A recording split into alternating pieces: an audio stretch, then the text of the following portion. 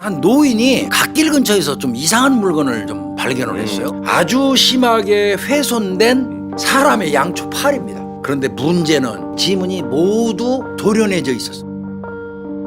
이틀 뒤인 8월 3일이에요. 한 건의 실종 신고가 접수돼요. 그 실종자는 마산에서 택시기사로 일하고 있는 손 씨예요. 신고한 사람은 이 손 씨의 아내 고 씨예요. 네. 동료들하고 놀러 간다고 나간 후에 귀가하지 않고 있다. 조금 이상하다면 이상한 게 있었어요. 엄마하고 딸의 당일날 진술의 행적에도 미묘하게 차이가 좀 나기 시작해요. 그러니까 이 사람들 이상하다고 경찰은 이미 본 거예요.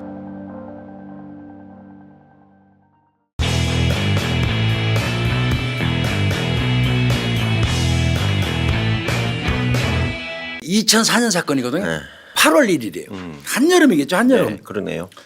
경남 마산시 산호동 용마산공원 등산로 주변에서 한 노인이 갓길 근처에서 좀 이상한 물건을 좀 발견을 했어요. 깻잎 한참 따다가 슬금슬금 가서 다가가서 본 거야.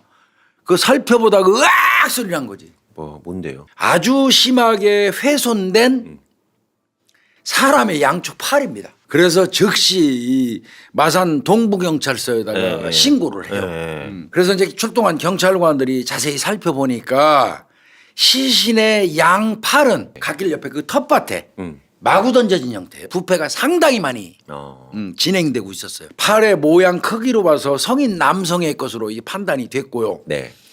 그런데 문제는 지문이 모두 도려내져 있었어요. 그래서 현장 인근을 샅샅이 네. 수색을 합니다. 엉덩이하고 가슴 부위, 몸통이에요.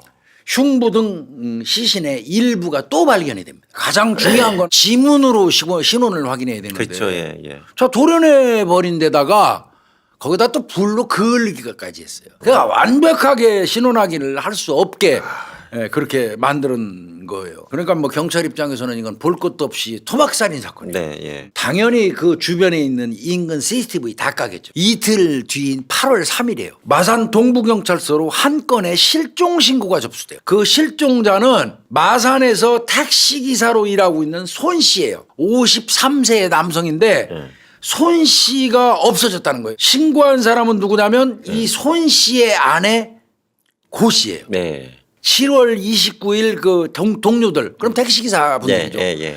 동료들하고 놀러 간다고 나간 후에 귀가하지 않고 있다. 그동안 시신에서 지문을 찾기 위해서 엄청 노력을 했거든요. 과수팀에서 찍고 또 찍고 수십 번 수백 번 찍어가지고 도려내진 지문의 안쪽 진피를 한꺼풀 더 벗겨냈어요. 정교하게. 진피를 찍어도 지문이 나온다는 사실. 뭐 이렇게 해가지고 이제 하여튼 보냈어요. 그랬더니 신원 확인이 되네.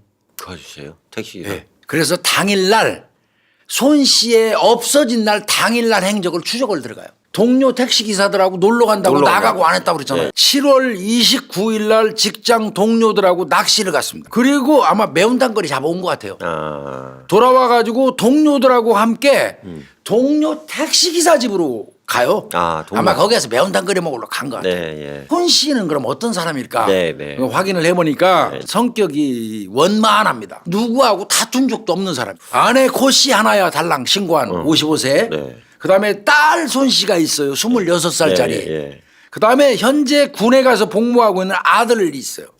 그래서 일단 실종 신고 접수자 상대, 즉 마누라 상대로 이제 조사를 해요. 상대로 그때 실종팀에서 접수를 받은 경찰관이 있을 거 아니야. 그 사람을 상대로 조사한다는 거예요. 실종 접수 받은 분. 그 경찰관을 상대로 조사를 해보는 거야. 접수자 조사한 거네. 그러니까 접수자 경찰관을 이렇게 조사를 했다는 얘기죠. 네. 고 씨가 남편의 실종 신고를 하러 왔을 때 혹시 특이한 거 안 보이더냐? 그 접수 경찰관이 뭐라고 얘기했냐면 조금 이상하다면 이상한 게 있었어요. 실종 신고를 하러 온 아내의 입장이라면 엄청 절박하지 않냐 이거지. 막 허둥대고 걱정이 그냥 얼굴에 걱정이 그득해가지고 두 건 들이면 눈물이 쪼르륵 쏟아질 정도가 돼야 돼. 그런데 이상했다는 거야. 별로 남편 찾으려는 의지가 안 보였대. 그 주변 가서 탐문해요. 이웃집 같은데 친구들. 봤더니 지금 사망한 손 씨는 어처증 기질이 있다네. 수시로 아내 고 씨한테 이거 시비 걸고 트집을 좀 잡는데 특히 술 마시면 싸움이 잦고 일방적으로 그냥 시끄러웠다는 거야. 그래가지고 가족 및 그 사망한 사람의 그 휴대폰 기지국 조회를 다 해요. 네. 딸의 휴대폰 내역을 이제 분석을 좀 해봤어요. 사건이 발생했을 거로 추정이 되는 날. 그날 애인하고 통화 및 문자로 수시로 연락을 주고받다가 굉장히 전화 통화를 많이 해 그날. 네. 거기에다가 이제 진술을 따로따로 받아요. 네. 딸 따로 딸하고 받고 엄마 따로 네. 받고 그런데 엄마하고 딸의 당일날 진술의 행적에도 미묘하게 차이가 좀 나기 시작해요. 두 사람이 만약에 뭘 짜고 했다고 해도 소소한 것까지 짜고 할 수는 없거든. 예상 문제 만들어 놓고 외울 수는 없거든. 분명한 거는 동료 택시 기사들도 집에서 나간 손 씨가 거기서 술 마시고 집에 취해가지고 갔잖아요. 갔다는 거 이거 네. 다 확인까지 했는데 의처증이 있다지 가정폭력 수시로 있다고 그러지 각각 우리끼리는 디테일한 부분 같은 동일한 걸 물어보기로 네. 그 시나리오는 돼 있죠. 참고인 조사를 할 때 모녀의 각각의 표정을 관찰해 가지고 기재합니다. 근데 거기 이상하게 나온 거예요. 예, 거기서 두 사람 다 동시에 묘하게 공통된 질문에서 표정이 급격히 달랐다는 게 딱 도출이 되잖아요. 이때 무슨 질문을 할 때 부르르 떨거나 놀래거나 깜빡거리거나 하는 데서 이 두 사람 분명히 뭐 있다고 생각. 택시기사가 나와가지고 집으로 오는 동선을 경찰이 따라왔어요. 그러니까 집에 왔네. 분명히 어머니 고 씨는 의심을 한 거예요. 네. 거기에다가 딸내미도 그 시간대 이렇게 공백이잖아요. 네. 한 일이 없고 네. 그러니까 이 사람들 이상하다고 경찰은 이미 본 거예요. 택시기사 집에서부터 집까지 동선을 우리가 다 파악을 했는데 뻥까 이런 거죠. 어떻게. 예상대로 모녀는 팔딱팔딱 뛰었죠. 네. 그러면서 야, 이 딸내미가 아주 당돌하고 가장이 없어져서 초상집인데 경찰이 가족을 상대로 강압 수사를 하냐고 난리 주겠대요. 근데 이런 행동 자체가 네. 경찰관한테는 더 충분한 심증을 주죠. 지 아버지 죽어가지고 지 아버지 죽인 범인 잡으려고 노력을 하고 물어보는데 그럼. 거기서 난리보고 치면서 할 일이 뭐가 있어. 맞아요. 그 자체가 이상한 일이지. 그래서 그 정도 조사 받은 다음에 압수수색 영장 발부해요. 영장. 압수수색 영장 가지고 가서 딱 제시하면 뭐 꼼짝 못하는 거지. 네. 욕실에다가 누미놀 검사했어요. 나왔어요. 누미놀 반응 검사하면 형광 반응이에요. 까맣게 해놓고 뿌리면요. 형광 불빛이 반짝반짝해요. 아이고야.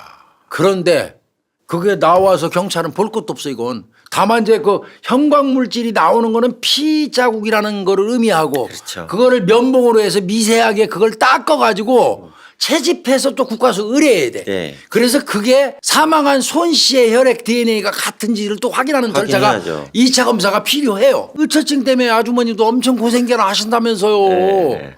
우리 아주머니 고생하는 거 다 알아요. 조사해 봐가지고. 그건 바꿔서 얘기하면 말로는 아주머니 고생하는 거 다 안다는 얘기지만 죽일 동기가 충분하시네요. 그 소리지. 네. 여기서 엄마가 무너져 버린 겁니다. 엄마가. 근데 엄마가 무너질 수밖에 없어요. 여기서는. 결국 고 씨가 울면서 다 내가 한 거다. 결혼하고 나서부터 남편은 술만 마시면 우리 가족들한테 폭행하고 때리고 폭언을 말도 못하게 심하게 했다.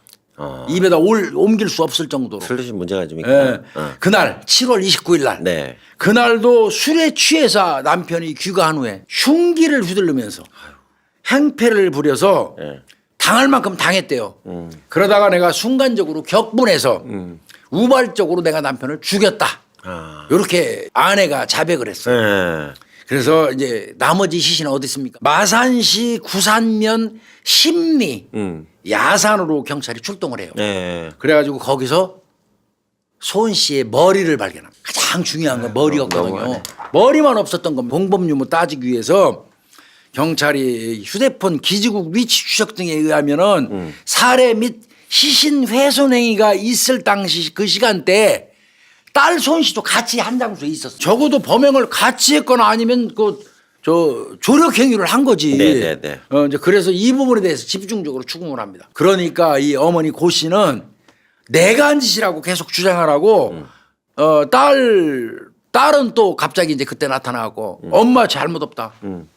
사실은 내가 아빠를 죽였다. 그러면 이 사건은 끝난 거죠. 네. 이 사건 전모로 이제 들어가 보면요. 이 사망한 손 씨하고 이제 이 군에 있는 아들 있다고 그랬잖아요. 네, 네. 그 둘은 사이가 좋아. 남자끼리는. 예. 그런데 아내하고 딸하고 또 여자하고는 사이가 나빠. 아내를 수시로 의처증하면서 때리고 그러니까 딸이 그걸 옆에서 보고 아이고, 있으니까 안 좋지. 아버지를 아버지에 대한 적개심을 갖게 되죠. 당연하죠. 손 씨는 아까도 말씀드린 것처럼 술만 마시면 술 조사 가시면. 다른 사람이 돼요. 무작정 아내를 의심해요. 엊그제 너 나가서 어떤 놈 만나고 왔어. 뭐 이런 것 등등으로 술만 마시면 아내를 의심하고 폭언, 폭행까지 합니다. 거의 습관적으로. 그러니까 술 마시면 비상이 걸려버리는 거예요, 이 집은. 아유 살벌해요. 벨이 막 울리는 거야, 사이렌이. 손 누구 씨 술 드셨습니다. 뱅뱅뱅뱅 소리하면서 비상 걸리는 거야. 아유 말도. 그 초긴장 상태에 들어가. 네네네. 이 모녀의 진술에 의하면 네. 폭언은 입에다 옮겨 담을 수 없을 정도로 심하대요. 또 다른 격이 있네. 그날 7월 29일 날도 위와 같이 이제 술 잔뜩 채갖고 동료 집에서 왔잖아. 그때부터 주사가 시작됩니다. 그리고는 욕하다 이제 나중에는 급기야 집에 있는 망치를 꺼내들어 그러면 안 되지. 행패를 부리기 시작했다. 여자들이 얼마나 무섭겠어. 아유 못 이겨요. 아내 고 씨가 부다다닥 아파트를 문 열고 나왔고 복도에 가 숨어. 그때 딸이 집에 있었단 말이야. 네. 딸이 아버지 도대체 왜 이러는 거예요? 제발 좀 그만하세요. 이러고 말린 거야. 그러니까 죽여버린다고 막 아마 여기다 막 이렇게 위협을 한 것 같습니다. 술 끊어야지 술을. 그렇게 대치가 좀 있었는데 아버지로부터 도저히 들을 수 없는 모멸적인 응. 그 욕설을 들어서 거의 눈이 뒤집혔어요, 이 딸. 그러겠지. 그래서 이 딸이 아버지가 욕하다가 잠시 방심하는 사이에 달려들어서 아버지한테 망치를 뺏어요. 아. 그래가지고 그 망치로 아버지 내리친 게 머리 정통으로 맞아버려. 복도에서 귀 기울이고 있던 엄마 있잖아. 네. 고 씨가 이거 큰일 났다는 생각이 든 거야. 지금. 네. 그래서 무다다닥 집으로 들어온 거예요. 말리다가 이게 진정이 제대로 안 되니까 일단 안 되겠다 싶어갖고 자기 남편을 방으로 확 밀어넣어 버렸어요. 아 방으로 일단. 확 밀어넣고 문을 딱 닫아버린 거야. 예, 예. 그러고 좀 이제 한숨 돌리고 있는 순간인데 딸이 순식간에 저쪽에서 과도를 들고 나타나갖고 네 엄마 밀치고 방 안으로 뛰어들어가 버린 겁니다. 그 과도 들고 뛰어들어갔을 때 이 아버지는 아는 사람한테 휴대폰 전화해가지고 구조 요청하는 거야. 인연이 머리 나 망치로 깠다고 빛을 지르면서 그 휴대폰으로 저 아는 사람한테 구조 요청하고 있는데 딸이 칼 들고 들어와서 갑자기 옆으로 찔러버린 거예요. 아유 그냥 필살. 그냥 칼에 찔린 그 이 손 씨는 그 상황에서도 계속 이제 112 막 이런데 119 전화하려고 몸부림을 쳤다는 거예요. 예, 예. 그런데 그거를 또 보고 딸이 예. 휴대폰을 뺏어서 집어 던져버리고 예. 넘어뜨리는 아버지 목을 수건으로 졸라버립니다. 이때 모녀는 일이 끝나고 나서 이 거실에 주저앉아갖고 둘 다 망연자실한 상태에서 한동안 넋이 나갔겠지. 넋이 나가고 있었대. 뭐야 이러게. 한참 이제 그 시간이 지난 다음에 정신을 딸이 먼저 차렸어. 네. 나 지금 경찰에 신고할 거야. 자수할래. 이렇게 얘기를 해요. 그런데 이 엄마가 절대 안 된다. 자수하면. 그러면 너는 네 인생 이걸로 끝이다. 우리가 조용히 처리하자.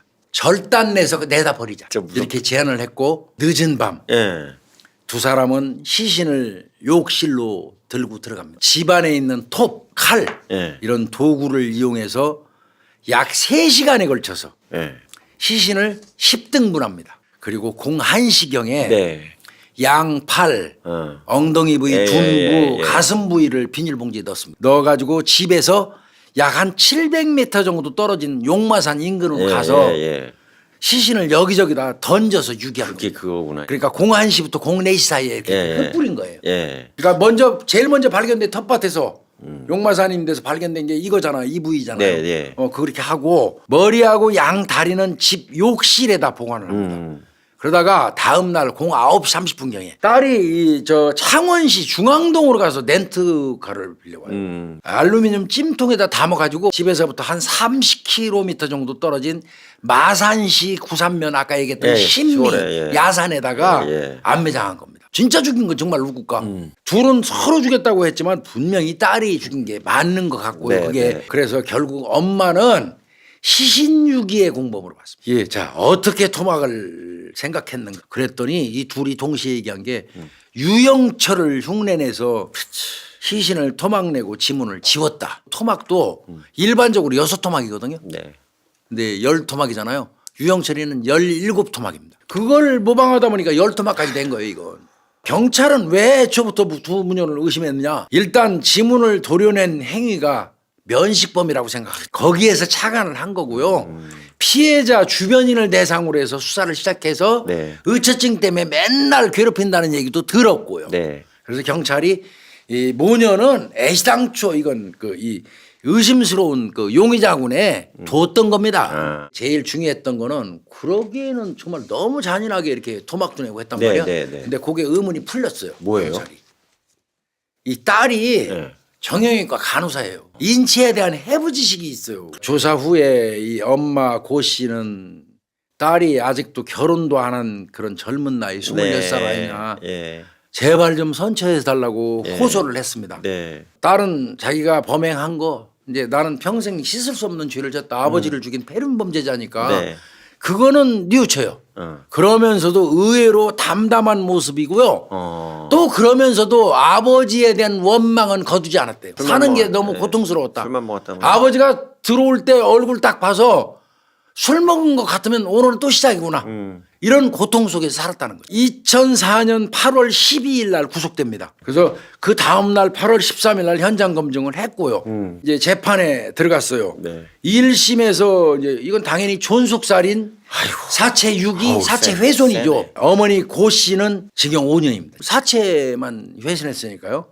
딸 손 씨는 징역 15년 받았어요. 아버지에 대해서 좀 고통스럽게 살았다는 게 객관적으로 입증돼서 참작해 준 겁니다. 2심에서는 딸이 대폭 줄어버립니다.